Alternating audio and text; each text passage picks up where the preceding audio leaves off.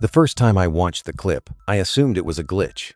Not because it was blurry or dramatic, but because it was too clean, too ordinary. A front porch in perfect night vision monochrome, my doormat centered like a stage mark, the edges of the frame cropped by the familiar curve of the doorbell camera lens. This wasn't a story about a masked figure sprinting away. This wasn't a jump scare. It was worse than that. It was a report. A notification came in at 2:17 a.m. Person detected. I was asleep.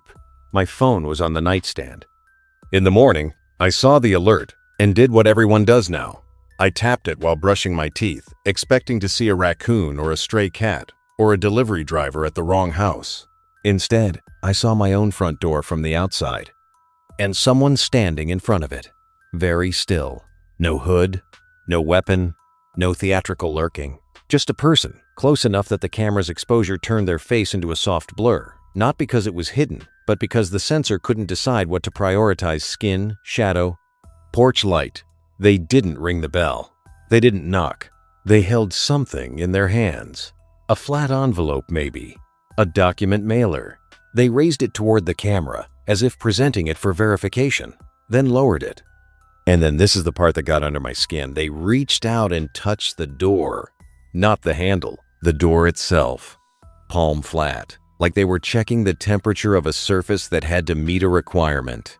They held their hand there for a full 2 seconds. Then they set the envelope down, centered on my doormat with a kind of quiet precision, and walked out of frame. The clip ended. 15 seconds. That's all. I opened my front door and looked. No envelope. Nothing on the mat. No tape residue. No damp spot. No sign anyone had placed anything there. At first, I blamed porch pirates. Maybe someone dropped something, filmed it, and someone else took it before morning. But the mat was dry, clean, undisturbed. And the person in the clip had placed the envelope so carefully, dead center, like a ritual. If someone had taken it, they would have had to approach the mat and lift it. My camera didn't capture that. I checked the event log. Only one person detected at 2:17 a.m. No motion afterward. No second person. No retrieval. Just the placement. And then, nothing. I called it a glitch again, because glitch is a word that makes you feel in control. A system error. A tech thing, not a reality thing. I went on with my day. Then, that evening, another notification. Person detected. 2:17 a.m. Not a typo. The exact same timestamp. I didn't see it live. I saw it in the morning again, like the system was leaving me paperwork to review while I slept. I opened the clip. Same porch, same angle, same person, same stillness. This time, they didn't hold an envelope. This time, they held a small rectangular object. Too small to be a package, too flat to be a box. A card. They lifted it toward the camera lens, held it there, then lowered it. Then they touched the door again, palm flat. Then they walked away. The clip ended. No knock, no bell, no hurry. And again, when I opened the door, there was nothing there. That was log entry 1, the first realization that the camera wasn't showing me a threat. It was showing me a procedure. 2 nights, same time, same person, same sequence, presentation, contact, exit. If you've ever worked anywhere with security checkpoints, you know what it looks like when someone is following protocol. Not panicked, not sneaky, just compliant. I did what a normal person does when technology tells them something impossible. I started troubleshooting. I checked the camera settings, motion zones, sensitivity, package detection toggles, all normal. I checked Wi-Fi logs because I'm the kind of person who still believes in explanations. No outages, no dropouts. I checked for firmware updates, none pending. I watched the clip again, slower, paying attention to the edges of the frame, the person's gait, the shadow pattern, the way the porch light reflected on the siding. Everything looked real, except for the part where the physical world didn't match the recorded one. I started looking for other sources of truth. My neighbor across the street has a camera too, different brand, different angle. I'm friendly with them in that polite suburban way where you exchange packages and wave but don't really know each other. I knocked that afternoon and asked, casually, "Hey, "Did your camera catch someone on my porch last night around 2:17?" He frowned, like I'd asked him for a favor he didn't want to do but couldn't refuse without seeming rude. He said, "I don't really check it unless something happens." I said, "Something might have happened." He said he'd look. He texted me later. "Nothing on my end. No motion. No motion. But my camera had captured a person close enough to touch my door." I called Ring support. I expected the usual. Restart the device, check settings, maybe replace the unit. Instead, the support representative asked me for the event IDs and then grew very careful in their tone. They asked if I had shared my camera access with anyone else. I hadn't. They asked if I recognized the person. I didn't. They asked if I had a subscription plan. I did. Then they said, "We can escalate to our review team." I asked, "What does that mean?" They said, "They can determine if the clip shows signs of corruption." Corruption. Not error. Not glitch. Corruption. Like data had been altered. I asked if that was common. They said, "Sometimes clips can be impacted by connectivity issues." But I had already checked my connectivity. They said they would email me. The email arrived an hour later. It was short. It thanked me for my patience. It said they were unable to verify the integrity of the clip due to processing anomalies. Processing anomalies. It didn't say fake. It didn't say real. It said, "We can't certify this." That phrase hit me harder than any spooky shadow would have, because it sounded like institutional language, liability language. The kind of sentence written so a company can step away from your experience without denying it. I replied asking what I should do. They suggested repositioning the camera and ensuring adequate lighting. In other words, make it a different problem. That night, I stayed up. Not hiding under covers, not holding a weapon, just awake with my phone in hand, watching the live feed like it was a heartbeat monitor. At 2:16 a.m., nothing. At 2:17 a.m., the live feed froze for a fraction of a second. Then it resumed. No notification, no person, just my empty porch. I watched for another 10 minutes. Nothing. At 2:28 a.m., my phone buzzed. Person detected. Timestamp. 2:17 a.m. I opened the event. And there they were, standing on my porch at 2:17 a.m., while I had been watching the porch live at that exact time and had seen nothing. My stomach did that slow, sinking thing where your mind tries to hold two truths at once and fails. Live feed. Empty. Recorded clip. Occupied. My body wanted to panic. My brain wanted to audit. So I audited. I downloaded the clip. I watched the metadata. Timestamp. Duration. File size. I played it frame by frame. That's when I noticed the cut. It wasn't obvious at normal speed. But frame by frame, there was a discontinuity. One frame, where the porch light halo shifted slightly, like the exposure recalculated, and the person's outline jumped half an inch. Not a camera shake. The camera was fixed. A jump. As if two similar clips had been stitched together. I watched the person's hand as it touched the door. Palm flat. 2 seconds. In the second night's clip, their hand placement was identical, down to the angle of the wrist. No natural variation. No human micro-adjustment. Like a reenactment. Or like a loop. That was log entry 2 the moment I realized the clip wasn't just impossible in the physical world. It was impossible in the human world. I should explain my front door. It's solid wood, with a brass handle and a deadbolt. I have a small, nearly invisible piece of clear tape over a tiny scratch on the lower panel, because it bothered me, and I never got around to sanding it. That tape had been there for months. If someone touched my door with their palm, they wouldn't affect that tape. If someone pressed something flat against the door like a card or a device, it might. The morning after the third clip, I opened the door and looked at the tape. It was wrinkled. Barely. A subtle crinkle. Like someone had pressed warm skin against it and lifted away.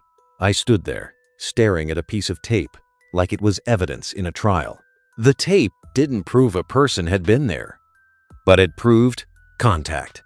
And contact was the part that made the whole thing feel less like a prank and more like an inspection. That afternoon, an envelope arrived in my mailbox. Not on my doormat, Not on my porch.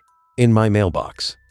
No return address. Just my name and address printed in block letters, as if generated by a label maker. Inside was a single sheet of paper. No letterhead. No logo. Just a paragraph in formal language. Notice: your entryway recording device has captured unverified processing content. For your protection and compliance, please retain all related files. Do not share recordings publicly. Further instruction will be provided if required. At the bottom was a line. Reference 0217, front access. No signature. No agency. No phone number. It read like a threat, dressed as guidance, like someone in an office had written it and assumed that would be enough to make me obedient. I took a photo. I saved the paper. I didn't post it. I didn't know who Public was in this context, and I didn't want to find out. I called the non-emergency police line. I didn't say haunted camera. I didn't say impossible clip. I said, someone has been on my porch at night. My camera captured it, and I received a strange notice in my mail. The dispatcher asked if anyone was currently on my property. They weren't. They asked if anything had been stolen. Not that I knew of. They asked if I recognized the person. I didn't. They said an officer could take a report, but it might take time. Time was fine. This didn't feel like an immediate danger. It felt like a slow administrative squeeze. When the officer arrived later, he was polite and tired, the way people are when they've seen too many minor problems and not enough resources. I showed him the clips on my phone. He watched without expression. Then he asked, "Where's the package?" I said, "There wasn't one." He said, "But the video shows." I know. He watched again. Then he looked at my doormat like he expected it to confess. He asked about neighbors. I mentioned the neighbor across the street had no motion. He asked if I had enemies. I said no. He asked if I'd ever had issues with the camera before. I said no. He looked at the paper notice. He frowned. "Where'd you get this?" "Mailbox." He turned it over as if a logo might be hiding on the back. Nothing. He said, "This looks like someone trying to scare you." I said, "Why would someone try to scare me in corporate language?" He didn't answer that. He took photos of the notice. He made notes. He gave me a case number. He told me to call if the person returned. Then he paused at the door, glanced at the Ring camera, and said, almost as an afterthought, "Sometimes these systems, they do weird stuff. People can spoof things." Spoof, a word that makes you feel like you're back in control. A technical explanation. A prank. A hacker. But spoofing doesn't wrinkle tape on a door. Spoofing doesn't put a notice in a mailbox. Spoofing doesn't happen at the exact same time every night, like a scheduled process. That night, I didn't just watch the live feed. I set up my own third-party verification. I put my phone on a tripod in the living room, pointed at the front door from inside. Not the porch, my door. The physical surface, the handle, the deadbolt. I left the lights on low. I started recording at 2:10 a.m. and sat on the couch with my laptop open, refreshing the Ring Live View. At 2:17 a.m., the Ring Live View did the same micro-freeze. My internal camera kept recording smoothly. No sound. No movement. Then, very softly, my door made a noise. Not a knock. A pressure sound. The faint creak of wood when someone presses a palm flat against it from the outside. My skin tightened. I stared at the door. Nothing moved. The handle didn't jiggle. The deadbolt didn't rattle. But the door, the actual physical object, reacted to contact. At 2:28 a.m., my Ring notification came in again. Person detected. Timestamp, 2:17 a.m. I opened the clip. Same person. Same procedure. Presentation. Touch. Exit. And on my internal recording at 2:17 a.m., the door creaked again softly, like the clip had reached through the device and left an imprint on the house anyway. That was log entry 3, the moment the boundary between recorded and real stopped being reliable. I didn't sleep after that. I watched the inside recording back. The door creak happened exactly when the person's palm contacted the door in the Ring clip. Exact synchronization. As if the clip wasn't documenting the contact. As if the clip was the contact. I started thinking like a person trapped in a system. If this was a process, what was it trying to accomplish? Why my door? Why 217? Why the presentation of an envelope that didn't exist? Why the card? And why the notice telling me not to share the recordings publicly? I began to feel, this is hard to describe, like my home had been enrolled in something without my consent, like my doorway was now a checkpoint in someone else's workflow. The next day, I checked my homeowner portal online, the one you use for property tax and water bills. It's a clunky city website with outdated fonts and forms you can't edit properly. There was a new document uploaded, not a bill, not a notice I had requested. A PDF titled, Front Access Review 0217. No message, no email alert, just a document sitting there like it belonged. I opened it. It contained a table, date and timestamps, verification attempted, contact confirmed, delivery failed, public exposure risk, unknown. My address was printed at the top. The footer had a department name, not police, not utility. Municipal compliance and risk. I stared at the screen until my eyes hurt. This was the moment I understood the flavor of the horror. It wasn't a person at my door. It was an institution using my door like a sensor. I called the city number listed on the portal. After navigating an endless menu, a human answered. I gave my address. I asked about the document. There was a pause. Then the person said, "1 moment," and put me on hold. When they returned, their voice was different, careful, polite, with that slight defensive edge of someone reading a script. "I don't see anything available to discuss on my end." I said, "It's on my portal." They said, "If it's on your portal, it may be an internal upload." I said, "It's labeled Municipal Compliance and Risk." They said, "We don't have a department by that exact name." I read the PDF title, Front Access Review. They said, "I can transfer you to Records." Records transferred me to a voicemail box. I left a message. No one called back. An hour later, the PDF disappeared from my portal. Not marked resolved. Not moved. Gone. That night, at 2:17 a.m., my Ring camera didn't send a notification. I sat awake anyway, watching the live feed. At 2:17 a.m., the micro freeze happened. Then the live feed resumed. Empty porch, but my door creaked. Not just once. 3 times, subtle, like pressure shifting, as if someone pressed their palm flat, lifted, pressed again, adjusted their hand as if searching for something under the paint. I didn't move. I didn't breathe. At 2:28 a.m., no notification arrived. No event in the log. Nothing to review, which meant the procedure had moved off the record. And that was the final escalation. The moment the system stopped giving me paperwork. The next morning, there was a strip of clear tape on my doormat. Not mine. Not wrinkled, not old. Fresh tape. And stuck to it, a small rectangular card with no branding. On the card was a single line of text. Access confirmed. Below it, 0217. Front. No threats, no explanation. Just confirmation.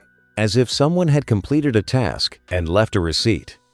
I didn't touch it with my bare hands. I used a plastic bag, like I was suddenly a person who knew evidence mattered, even if no one else cared. I called the police again. I gave them the case number. I said, "There's physical evidence now." They told me to bring it to the station. At the station, the desk officer took the bag, looked at the card, and said, "This could be anybody." I said, "It matches a pattern." He said, "We can add it to your report." Add it to the report. That's what systems do. They don't solve, they archive. I went home and did the one thing I hadn't wanted to do. I disabled the camera. Not because I thought the camera was the cause, but because the camera felt like a doorway the system had learned to use. The moment I disabled it, I felt exposed in a different way, like I had removed a witness. But I also felt quieter, like I had taken my house out of a workflow. That night, no creaks, no pressure sounds, no 217 ritual, nothing. For a week, things were normal. Then, on the 8th day, my phone buzzed at 2:17 a.m. Not a Ring notification, a text message from an unknown number. One line, device offline, manual access required. I stared at it until the screen dimmed. I didn't reply. In the morning, there was a new envelope in my mailbox. This one had a return address. Not a company. Not a city department. Just a P.O. box. Inside was a single sheet with a QR code and a sentence. To restore automated verification, re-enable recording. No threats. No explanation. Just the calm insistence of a system that expects compliance. I threw it away. And here's the part that makes this feel reported, not resolved. 2 weeks later, I sold the house. Not because I thought something supernatural lived there, but because I couldn't stand the feeling that my front door had become a checkpoint in someone else's process. I never found out who the person in the clips was. I never got a real department name. I never got an official explanation for the portal PDF that appeared and disappeared. All I got were artifacts, a repeating timestamp, procedural contact on a door, and language that sounded like it came from a bureaucracy too confident to introduce itself. If you're listening to this and thinking, this sounds like a scam, I understand. If you're thinking, this sounds like a tech prank, I understand. But the thing that keeps me from filing it away as a simple trick is the way it behaved when I tried to treat it like one. When I called support, it became processing anomalies. When I called the city, the document vanished. When I waited for the platform to give me an answer, it offered a relocation credit. When I tried to make a report, it became an archived case number. Every institution I touched tried to convert what happened into a category they could close.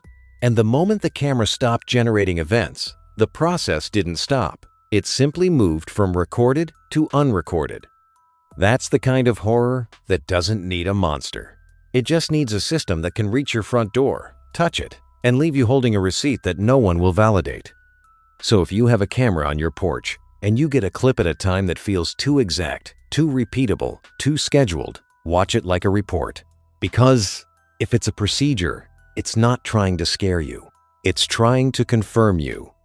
And the worst part is how calm it is about that.